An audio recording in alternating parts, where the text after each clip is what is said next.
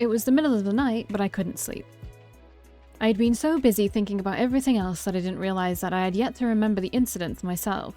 I'd been pacing around my apartment since I'd gotten back, unable to tuck myself into bed. Despite the pain it would bring, I longed for memories buried inside me to resurface again. As I was about to leave my apartment, I paused. I want some fresh air, but maybe I shouldn't go out right now. What if I run into Malthus? Well, that wouldn't be too bad. He's up there. Or Lucian, no, Nox. Oh, how about I check out the rooftop? I wasn't sure if there was a special way to get there, knowing how much sorcery this world held, so I decided to send a message. I wasn't sure if there was a special way to get there. Excuse me, did you put that in twice accidentally? Or did I... How did I get that one twice? Uh-oh. Okay, I did do it twice. Oh! Oh my god, I got a choice. Is none the option to get Malthus? I don't know what I want to do, is the thing. I like Sayer, and I know I chose him, but I like Orias more. Just because there's a theory I have brewing, and if it's not true, then my theory is superior. Actually, no, I'm not gonna voice it at all. Just in case I have misremembered or just forgotten information that the game has given me already. So, but I'm intrigued by him for a reason that's not his meanness. But I'm intrigued by Malthus because I do like a villain. I like Sayer just because there has to be something more to the innocent angel thing. I like Valkii as well, actually. I feel like it's Valkii because that sounds like he's not a demon, but you know what I mean? Like, it's in that same vein. But we'll figure it out at some point. I'll go back and listen to him introducing himself and know how to say his name. Alright, I'm gonna go with Orias. Are you awake? I am now. What? Oh. Is that why you woke me up? I can't sleep. Do you want me to sing you a lullaby? Not happening. I want to go to the rooftop. Now? Yes. Where are you now? At my place. I'll come get you.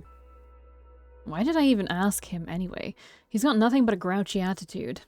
But he was also the only one to be so direct with me. Maybe that was what I needed. I opened the door before he could start knocking, and he looked let down that I took away his his chance to be a nuisance. He yawned dramatically and waved me over to follow him. Were you even sleeping? Like a baby. And you still woke up just for me? I think my heart skipped a beat. Don't get too carried away. I just know that you wouldn't stop annoying me until I finally showed up. Actually, I don't think that's her personality at all. He messed up my hair with a rough ruffle, and we stepped into the elevator. Why must you mess up my hair? It takes a lot of time. Yeah, it's nice and shiny. You're going to bed after this anyway. He shrugged as he hit the top button of the panel. I guess I really did bother him for no reason. It's just me. No need to get dolled up. I guess not. I still tried to smooth down my hair. Anyways, we're here. As the doors opened, I dashed out excitedly and was met with the most gorgeous setting. This is such a beautiful place, Orias. I wish we could come here more often. Why don't we? We got used to being here and became too lazy to come up? Something like that. It's easier to drink at Kames anyways. Oh. My answer was brief as I flitted about examining the greenery. Orias took a seat in one of the chairs.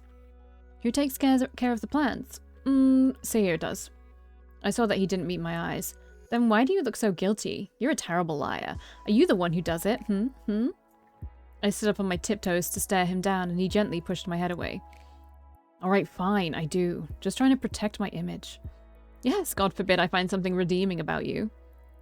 That would be troublesome indeed. But he still had the faintest of smiles, despite himself. He sighed and leaned against his armrest. What's got you sighing now? You. How can you be surrounded by such beauty and still be so grouchy? Very easily. Anyways, I know you didn't ask me here to smell the flowers. Spill so I can go back to sleep. Straight to the point. It is the middle of the night. I don't think the time of day is what's pressing you, but alright, stop glaring at me that way. I want to know why you get so upset when we talk about Felix. He flinched at the mention of my friend's name. Isn't it obvious? You're always saying the worst about him. Orias hit the armrest with his fist and a few leaves rustled from the force. Because he deserves it. He's nothing but a piece of shit, and it pisses me off that you still love him. He groaned, then dragged his hand down his face. Were you in love with him? I don't know. I fiddled with some leaves beside me and stole a glance to find that he was leaning forward. He seemed so expectant that I found myself compelled to explain myself, even though I struggled to find the right thoughts myself. I meandered back towards him, although I still couldn't make eye contact with him. You don't? I've thought about it ever since that day when you all mentioned he might have been in love with me. When I walked to the gallows, when I sat in my cell, all I could think about was how much I missed him. As much as I missed my family, if not more. I had a piece of bread for my last meal, wishing I could share some with him one last time. But I never considered if my feelings were romantic or not. I was younger then. If I think about it carefully, I might find my answer, although the flames in my heart had given way to ashes, so it might be difficult. But the truth is that I don't want to think about it. I sighed and sank into the chair across from Orias. No? Why search for an answer to a question too late to ask? He looked at me doubtfully. That doesn't sound like you. I wanted to sound wise. In truth, I can't remember as much as I'd like. I can remember that he would always stroke my hair, or that after nights of drinking, he'd carry me to bed. We'd wake up confused with his head on the mattress and my hand smacked against his face. I know that he would have come through my window because he read about someone doing it in a book and he thought it would be dashing. I can remember all that, but I want to remember how it feels. But I can't. So I tell myself I shouldn't even think about it. There is a cat trying to kill me. What's even worse is that I want to so badly. I want him to ruffle my hair and tell me that it's okay. I want him to let me complain about everything while he braids my hair and holds me tight. I want him to climb through my window with a bottle of alcohol and then laugh until we cry and then fall asleep together. When I try to remember, all I see is a blur. I feel nothing. And I know it's horrible for me to feel this way when he did nothing but hurt people. I'm just as bad as him. I should never have woken up. There was a clatter as he leapt up and he was towering over me in an instant. His hands gripped the sides of my chair and he was close. So close. Too close. Don't say that. Don't say that, especially not for someone like him. Just this once. He whispered under his breath, more to himself than to me, before sweeping me into his arms. Don't look at me. Oh my god, she does have a blushing spray. I was thinking about that. He had such a tight hold on me that I couldn't sneak a glance, rendering his warning needless. I thought I'd get teased for blushing, but here Orias was being the biggest softie I'd ever seen. He was horrible, yet I can't let him go. If he can't have any redemption, I don't deserve it either. You had good intentions. You deserved better than him. With time, you'll forget him. How? Hundreds of years have passed, and yet you can. I can make you... I mean, someone here. Someone else can make you happy. My heart skipped a beat. What was he saying? I never imagined that he could see me in that light. I didn't ask him to elaborate what he intended. Instead, something strange came out of my mouth. Why not you? Because there's some things about me you won't like. Like how you're a jerk all the time? Precisely. He chuckled sadly and pulled away from me. Was he teary? It was hard to tell in this dim light, and I knew asking would lead to receiving an earful I wasn't in the mood for. I think that's enough of a heart-to-heart for today. Cried yourself out? What a mess. You are too. He took his handkerchief out and dabbed at my eyes, shaking his head. You're so mean. And you're a mess. He wore a ghost of a smile as he wiped my face, a little too roughly, might I add. He was pinching my cheek. Don't think dumb things anymore. You're an idiot, but you're not that stupid. Your friend should be honored you're still so fond of him, even now. No one else is. I know. Love isn't a bad thing, as long as you don't let it consume you like it did him. Do you think he loved me? Orias rubbed my face a little too hard after I asked. Peeking up, I saw that his ears were red. I mean, probably. Come on. Are you going to flood the rooftop with your tears, or can we finally get back? Can you carry me? What? You said just this once earlier. Well, carry me just this once too. Absolutely not. Please? He stared at me in disbelief as I raised my arms towards him. I used to do this with Felix whenever I wanted to be particularly spoiled. I supposed talking about him had made the urge rise up within me again. I knew I looked absolutely stupid, but I couldn't resist. Damn, you heard that, huh? Incorrigible girl. Learn some decency sometime. His muttering made no attempts to hide his irritation. But he scooped me up anyways. Don't you dare tell anyone about this, and don't ruin my shirt. As he stepped into the elevator, I blew my nose into his tie. You... He dumped me on the floor of my apartment when we finally made it back. Orias? Feeling better? Yeah. You better be. You owe me a new shirt. Alright, I'll just give you mine. Ugh. I mean one from my closet. Ugh. Just go to sleep. Good night, and thank you. Hello? Okay, there we go. It was another day after work. Zafan had promised something special today. That was the day I learned that Zafan was a liar. The aforementioned treat from Zafan was nothing but deceit. It was naught but pure punishment. Nay, torture. This was cruel and unusual torture. Is he trying to teach you how to drive? You're all upset with me after all. I was forced into the driver's seat of Zafan's car with the wheel under my fingers. They shook more than Sayir did after realizing he accidentally ate Orias's pudding.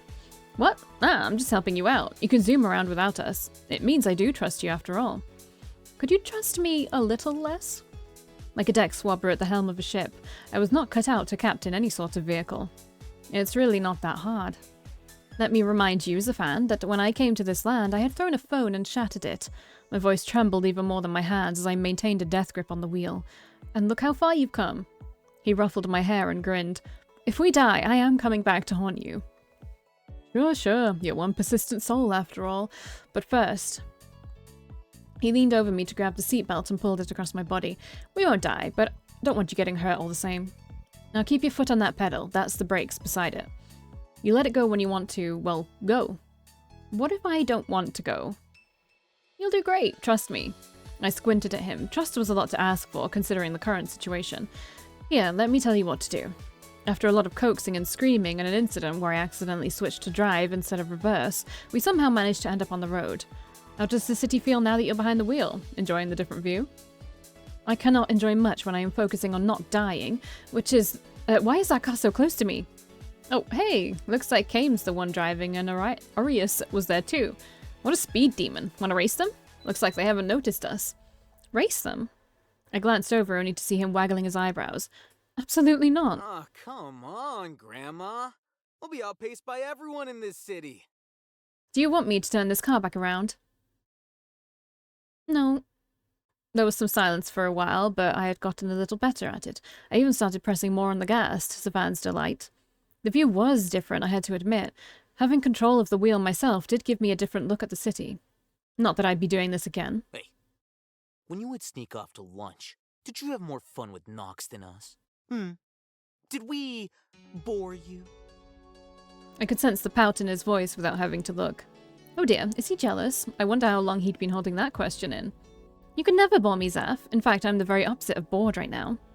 He laughed nervously, even though that wasn't a joke. Do you feel bad for him? Well, yes, he was living in an alley like a stray kitten. But he was a good listener, when he wasn't trying to run me off, I suppose. I'm sorry you lost a friend. He was once my friend, too. In that case, I'm sorry, too.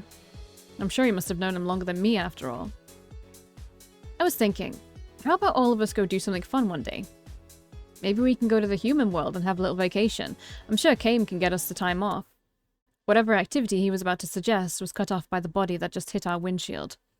I kept my wits enough to hit the brakes instead of the gas and immediately pulled the lever to parking. Or at least I think I did. Zapan, I killed someone. The end of my frayed, weary patience signaled the waterworks to begin. Oh no, you set it to neutral. He leaned over to fix the lever, but that was the least of my problems. What do I do? They're definitely going to send me to hell now. I was clutching at my hair and crying against the steering wheel. The damned horn started honking from under the weight of my forehead and only made everything worse. Don't panic! Don't panic! I wasn't sure if he was reassuring me or myself, but frankly, that didn't matter. Let's just take a deep breath and... Suddenly, a blue figure popped up and slammed against our windshield. Ah! It's come back to life! As we held onto each other while screaming our heads off, the swipe of a scythe cut through it, and it dissipated just as quickly as it came. Well, it's dead for good now. In front of us stood Orias, who looked at us still clutching to the other. For several moments we were all frozen, staring at each other in hopes that someone would break this awkward silence. So, you were having a tryst in the middle of the road, I take it? Quite bold of you. He kicked the front of the car with each syllable, and Zafan twitched with every hit. You dirty-minded man, there is no such thing happening. I threw the fan off of me, and he landed with a soft thud against the window. We extricated ourselves out of our seatbelts and opened the doors. Zafan popped back in to remove the keys from the ignition, while Orias stared at me. Was that a malevolent? Yes. More importantly, were you driving? He looked at me incredulously, then to Zafan and back at myself. I was forced into this. I pointed at Zafan, the culprit behind all this, and he rubbed his neck. The man still had the audacity to smile. Orias glared at the redhead until he finally shrugged, his sigh coloured with resignation that spoke of his experience with the man in question. I see Zafan is intent on destroying Stasis. Very funny. I see you've joined the malevolent hunt. Yeah, been wanting some practice. Practice, he calls it. So cocky. You should get her home, although maybe don't let her drive again.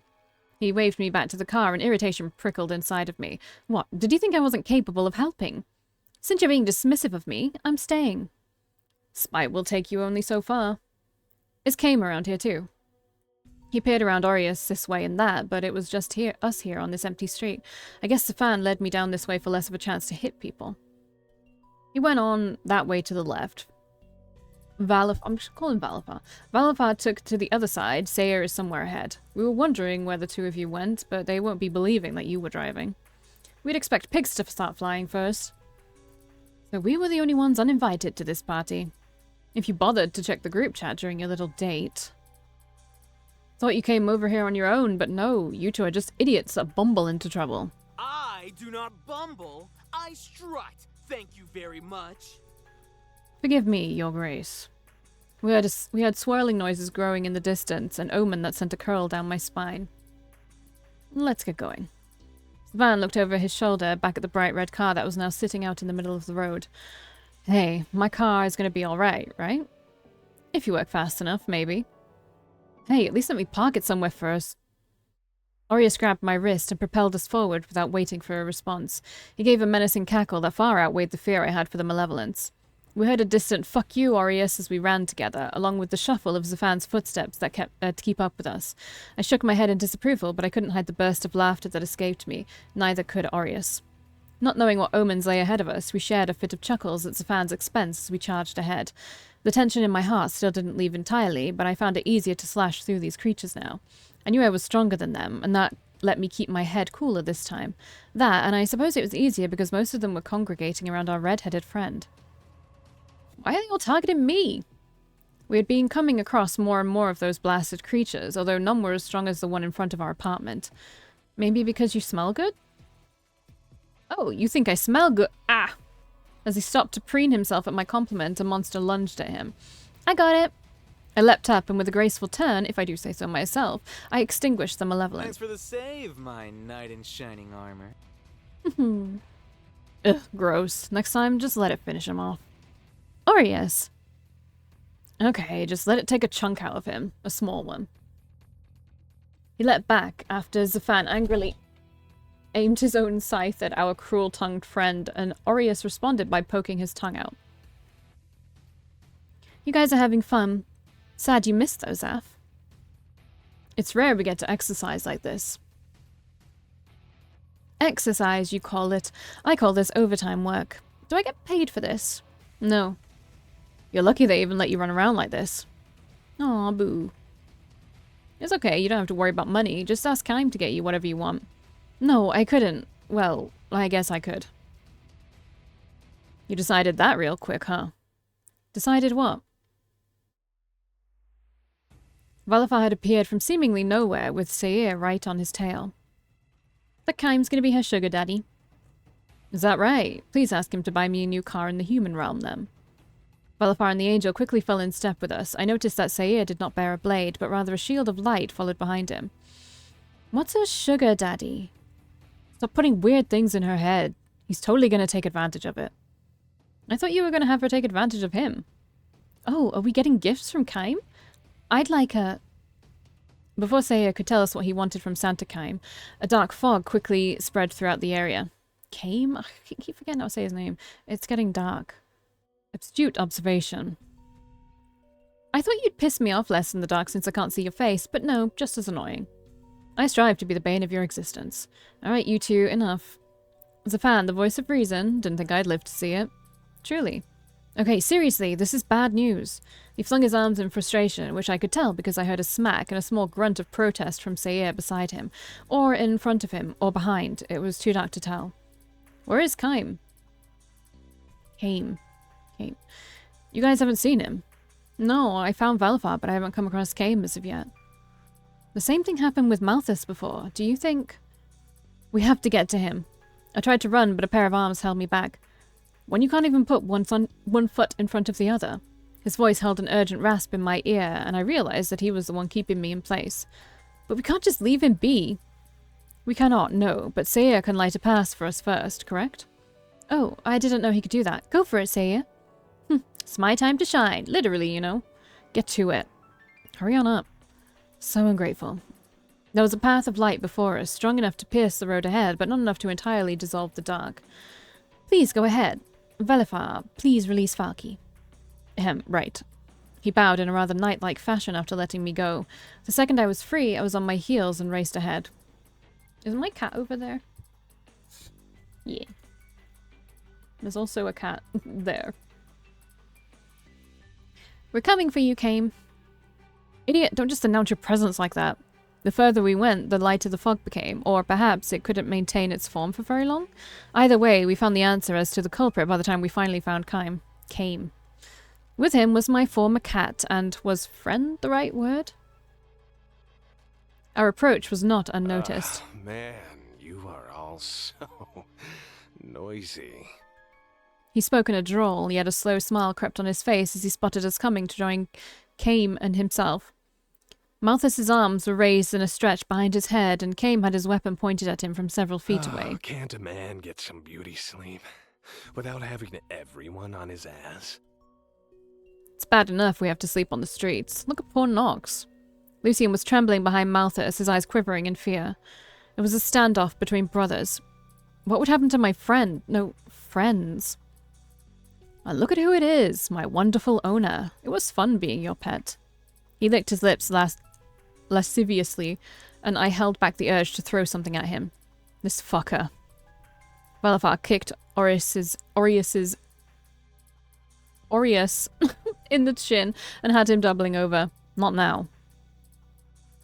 Valkii. He turned towards me, although his eyes couldn't meet mine. Nox. I ran up to him, but Kaim suddenly appeared before me and held me back. How did he move so quickly? I was, however, getting annoyed at being stopped at every turn. Kaim, let go of me. Do not interfere right now. This is your one and only warning. I flinched, finally aware what it was like to be under threat by Kaim, the very same man who was always smiling and put little umbrellas in all of my drinks. The burn in his eyes right now was truly demon-like. He had become another person. But he's my friend. He is my brother, not your friend. Ask him yourself if you're so sure.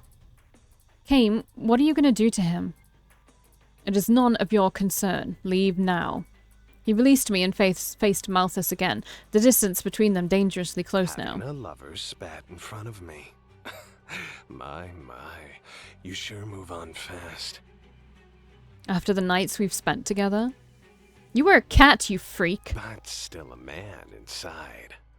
Yeah, and yet, whenever she was, like, getting undressed or whatever, you would go run in another room. So, he was not making a good case for himself. Dearest, it was nice seeing you again. Kaim lunged for his brother, and Malthus, too, sprung into his own cat-like leap. Malthus! The fear and anguish in his voice set off something inside of me. Something that reminded me of the past, and I had to do what I failed to do in my past life. The love I had for my sister, the love Nox had for Malthus. I saw myself in Nox, and for that I had but one choice. 1,000 storms turmoiled inside of me in less than a millisecond. I couldn't control myself, and my legs moved on their own accord. Faster than I could see, I found myself in between the clash of the two brothers. That's your brother! You can't turn him in! Nox, go! Ah! Malthus's attack landed on me instead, a long gash running from my waist down to my thigh. Kaim's own blade struck my shoulder simultaneously. My scream of pain was interrupted by my own fall, as the blunt force launched me to the ground where I was lucky enough to land on my wound. God damn these men to hell! My blood stained the road beside me, and I strangely found myself hoping that I wouldn't face a littering charge on top of all of this hassle. Valkii! Fuck. Malthus reeled back, and his dagger was dripping with my blood. Although he had the eyes of a rabid dog, I could not mistake the regret in them too. I couldn't let him be erased, despite wanting nothing more than to seize him by the neck and throttle him. Thanks for the save. We'll pay you back one of these days. Or not. See you, little lamb. I don't know. I like his voice and then I don't. I just don't think it suits the image that he has. He smirked, giving us no chance to catch him as he took off. Maybe I'll just get used to it. If Nox had anything to add, I didn't know. Malthus yanked him away into the shadows before a single noise was uttered. The audacity of that little. He could have apologized at least. If I die again, I'm going to haunt him for the rest of my third life. I can't believe I let him sleep on my chest. I groaned as I rolled over to my front, an even more humiliating position to be in, but at least gravel wasn't digging into my wound. Valafar and Seir came to my side within moments, and Seir immediately began what I assumed was a healing spell over my wound. It was a searing pain, and I briefly wondered if I was incompatible with angel magic. What if I was dying instead? Perhaps I actually am cursed, and this is like an exorcism, except I'm being exorcised out of the world altogether. Just as Cain was recovering from the shock to give chase, the area filled with shadows again once more. Seir snapped light back to our surroundings after his fingers finished a path down my cut, but the brief window of darkness was enough to allow Malthus and Nox to make their getaway. No, damn it! Oh, he's talking. His voice ripped through his throat so violently it startled me more than the blow to my body had. What have you done? Cain rounded on me, and my eyes were trained on the face of pure, unadulterated rage before me. Demon-like? No, Cain was fully a demon right now, and I was the prey he was about to devour. How dare you interfere in matters that do not involve you? He seethed intensely. The dark rage that boiled in his quivering eyes made me recoil far more than the pain in my shoulder did. Out of everyone, it was Orias who came to my defense. Orias had stepped forward in between us, and Cain snorted a laugh of derision at the action. He protectively raised an arm in front of me as Cain prowled closer. Watch yourself. You insult me, Orias. She is not in any danger from me. Then you best manage that temper of yours. Cain's laugh was terribly bitter and sent shivers down my spine. You make a fine jester, Orias. Are you the only one who is ever allowed to direct his rage at her? She has no idea what she has done. Stefan stood beside them both, eyes darting in preparation for a fight from either side. He growled his words so ferociously that I feared he would attack Orias next, or more likely, myself. She will find out. At what expense? At whose expense? When will you learn the consequences of your actions? When will you learn the consequences of your actions? How many times must I tell you no, no, no, no before you listen? You charge ahead without thinking you know what is right, but instead you doom us all with your carelessness. You were going to hurt your own brother. I couldn't just watch. He is mine to deal with, not yours. It's not right. What's not right is that now, by allowing him to get away, you'll be charged with aiding a criminal, and the rest of us along with you. If I had been the one to take him in, Nox could be allowed to live. Malthus, perhaps. But now there is no hope. He must die. It is out of my hands. Do we have to tell anyone? Does that shit get recorded here? I didn't know that. How could I know that?